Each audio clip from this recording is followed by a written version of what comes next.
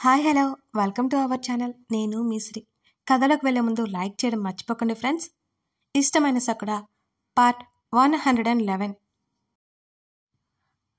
అమృత కమల్ హృదయం మీద వాలిపోయి కనిపించింది. అమృత చెంప మాత్రమే కనబడుతోంది.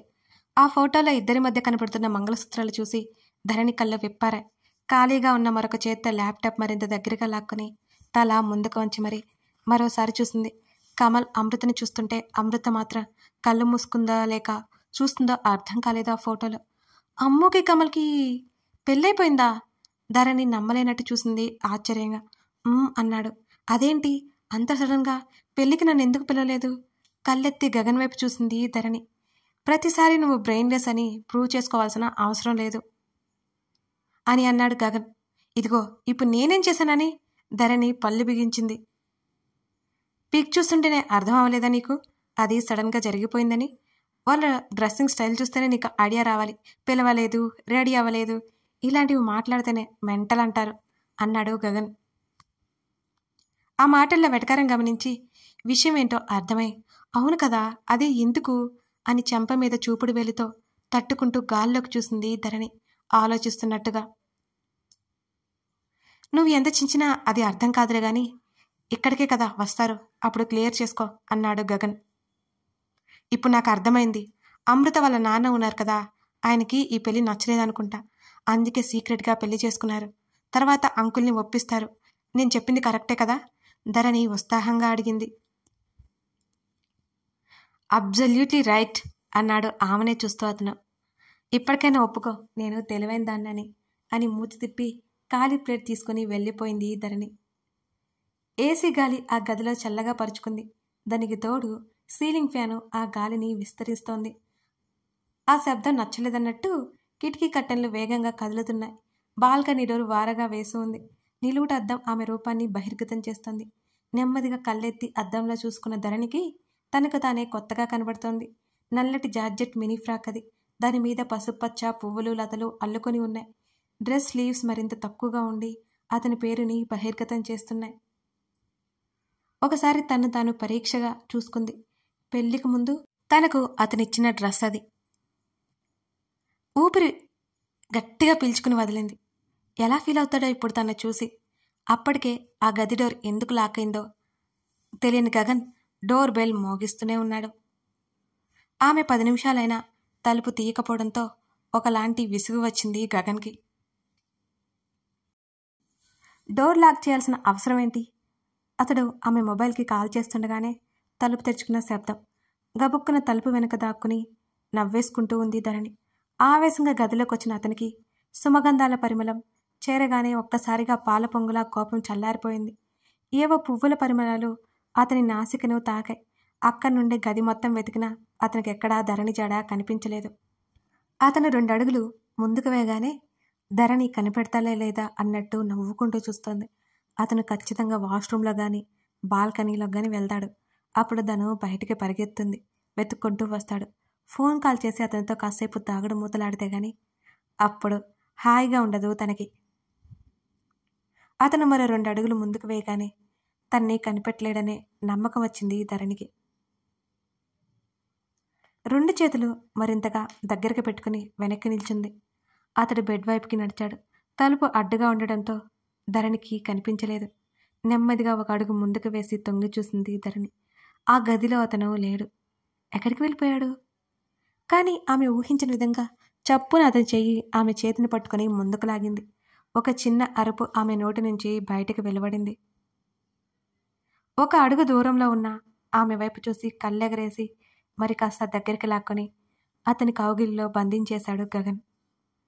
చిన్నపిల్లల ఆటలు నా దగ్గర కాదు అని ఆమె ముఖం మీద పడుతున్న జుట్టును అతను సరిచేశాడు. కనిపెట్టాడని నిరుత్సాహంతో మూతి తిప్పింది. నిషేధిని కాటుక చేసుకుని నింపుకుంటున్నట్టుగా ఉన్న ఆమె కనుల మీద నుంచి ఆమె పెదవుల మీదకు మళ్ళింది అతని చూపు. ఏదో కొత్త అలంకరణ కనబడుతుంటే ఆమె భుజాలు పట్టి దూరం జరిపాడు.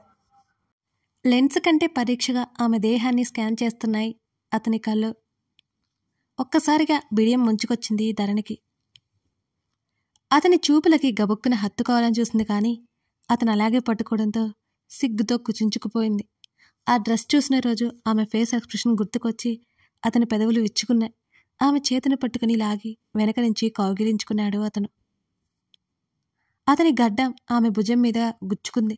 తల పూర్తిగా దించేసి అతని చేతులను మరింత గట్టిగా పట్టుకుంది ధరణి. ఆమెతో పాటు మరో 2 అడుగులు ముందుకు వేసి ఆమె చేత్తోనే డోర్ లాక్ చేశాడు గగన్. మెల్లిగా ఆ గది మూతపడింది.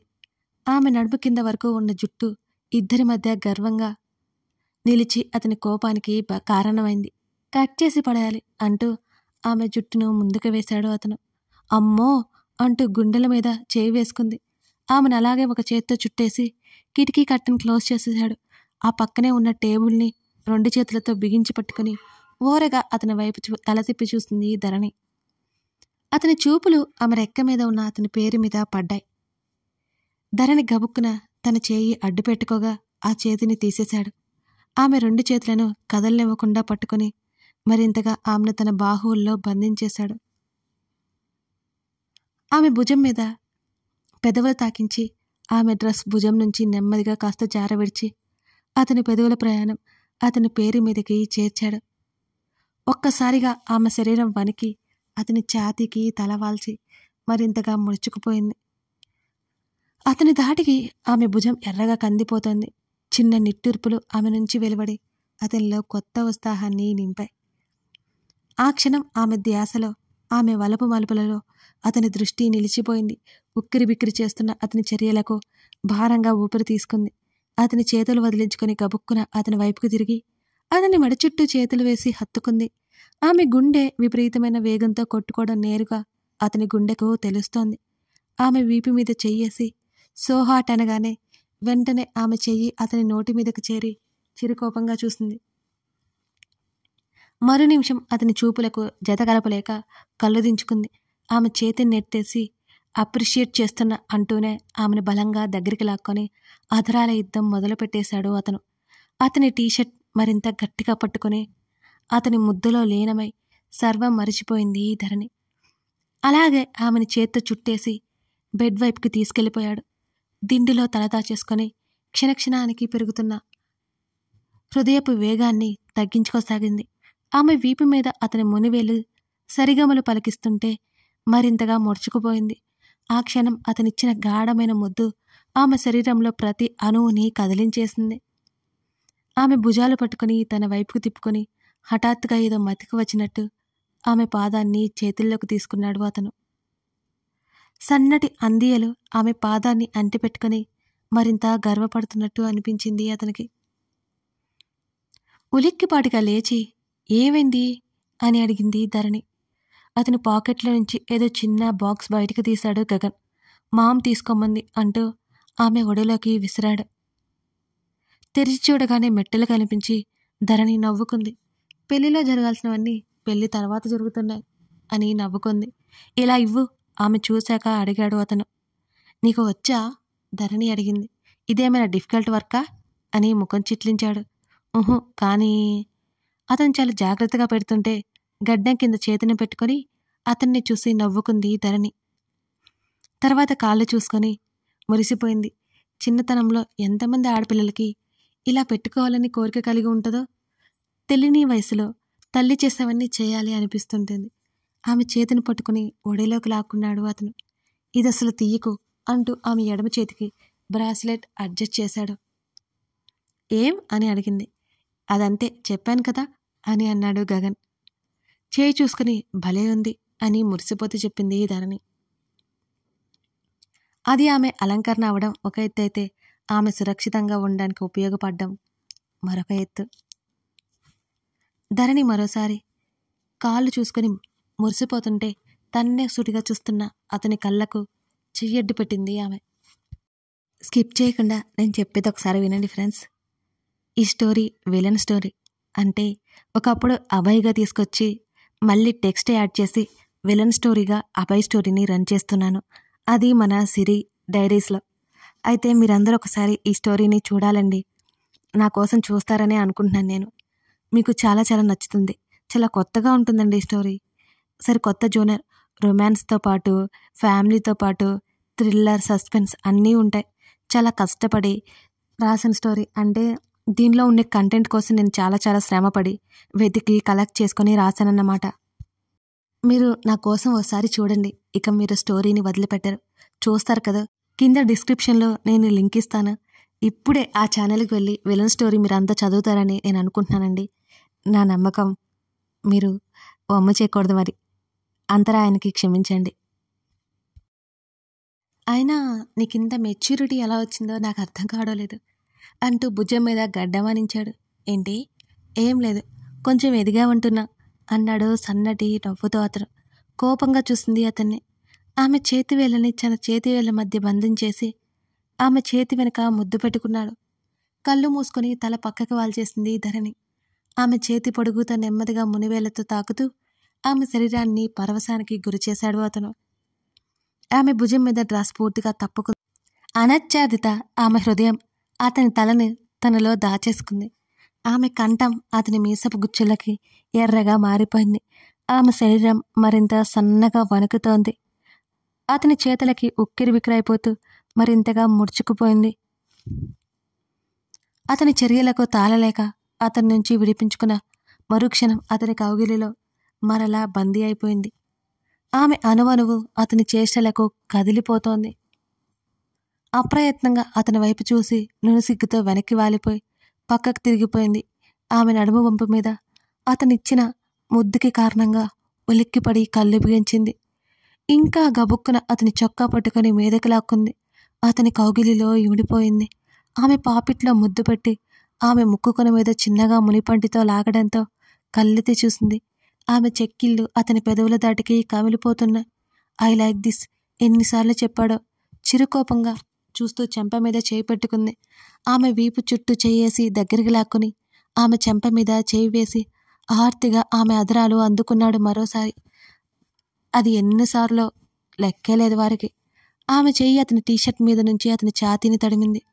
ఇష్టం నువ్వంటే చాలా చాలా చెప్పాలనుకుంది, కానీ ఆమె నోటి నుంచి బయటికి రాలేదు. ఆమె కళ్ళు మాత్రం ఏదో చెప్తున్నాయి అతనికి. అదేమిటో అర్థం కాకపోయినా ఆ కళ్ళల్లో బోల్డంత ఇష్టం కనబడుతోంది తన మీద అతనికి. లైట్ చిన్నగా గొనిగింది. ఓహో ప్లీజ్, నో వే. మరో 2 నిమిషాల్లో అతని టీషర్ట్లో ఆమె దేహాన్ని దాచేసుకుంది. అతని నవ్వుకి మరింతగా సిగ్గుతో కళ్ళు మూసుకుంది. ఆమె వీపు అతని ఛాతీకి అతుక్కుపోయింది. ఒకే దేహంగా ఉన్న ఇద్దరి మధ్య చిరిగాలకు కూడా సందు లేకపోయింది. ఆమె నాభి మీద అతను ఎన్నో కొత్త రాతలు రాస్తుంటే అతని చేతిని మరింత గాఢంగా పెనవేసింది. అతని దాటికి ఆమె జుట్టు చెదిరిపోయి చిక్కులు పడసాగింది. ఇరువురి దేహం మీద టీషర్ట్ బరువుగా పక్కకు విసిరేయబడింది. ప్రతిసారి కొత్తగా ఉన్న అతని ప్రేమకు ముగ్ధురాలై అతని మాయలో పడిపోయింది. అతనికి అనువుగా మారిపోయింది. బావా అంటూ ఆమె పిలిచే పిలుపు అతనికి ఎంతగానో నచ్చుతుందో వర్ణించలేంది. ఆమె చెయ్యి ల్యాంప్ టేబుల్ వైపు వెళ్తుంటే అతని చేత్తో ఆపేశాడు. ప్లీజ్ కళ్ళు బ్రతిమాలుతుంటే ఆ కళ్ళని తన చూపులతో సంకెళ్ళు వేశాడు అతను. ఇలాంటివి నాకు అస్సలు నచ్చవు అంటూ ఆమె దేహం మీద ఉన్న అతని పేరు మీద అతని గుర్తు అద్ది ఆమె చేత అరుపు రప్పించి, కానీ నచ్చింది అనగానే ధరణి నవ్వింది. మెల్లిగా మొదలైన ప్రణయం సమయంతో పాటు వేగంగా ముందుకు సాగిపోయింది. అలసిన ఆమె కనులు అతని మీద అదే ఫీలింగ్ చూపిస్తుంటే ఆమె పెదవులు అతని పేరునే జపిస్తున్నాయి. ఎప్పటికో ప్రణయం ముగిసింది. మెడ వరకు దుప్పట్లాక్కుని అతడి ఛాతీలో ముడుచుకు పడుకుంది ధరణి. లోపలికి పోయిన ఆమె పొట్ట తాకుతూ ఏమైనా తింటావా అని అడిగాడు. ఊహు. శరీరం మరింత భారంగా అనిపిస్తుంటే అతని మెడవంపులో ముఖం దాచుకుంది ధరణి. ఆమె కంటికొన దగ్గర తడి అతని మెడను తాకగా అతని చెయ్యి ఆమె వీపుని మరింత సున్నితంగా నిమరసాగింది. ధరణి ఏంటన్నట్టు కళ్ళెత్తి పైకి చూసింది అతని ముఖంలోకి. ఆమె చేతిని తన హృదయం మీద పెట్టుకుని, ఇక్కడ నువ్వే ఉన్నావు అని నమ్ముతావా? అతను అలా మాట్లాడడం ఎప్పుడూ వినలేని ధరణి సంభ్రమంగా అంతలోనే ఆశ్చర్యంగా చూసింది. నెమ్మదిగా అతని హృదయాన్ని తడిమి ముందుకు వంగి ముద్దు పెట్టుకుంది. తెలియకుండా ఆమె కళ్ళు చెమ్మగిల్లాయి. ఒకే ఒక్క మాటకి అలా ఉంటే అతని ప్రేమను బయటపెట్టిన రోజు ఇంకెలా ఫీల్ అవుతుందో తను. కథ కొనసాగుతోంది. లైక్ చేయడం, కామెంట్ చేయడం మర్చిపోకండి ఫ్రెండ్స్. అలాగే సిరి డైరీస్లో ఉన్న విలన్ స్టోరీ గురించి కూడా మర్చిపోకండి friends. Thank you for watching this video.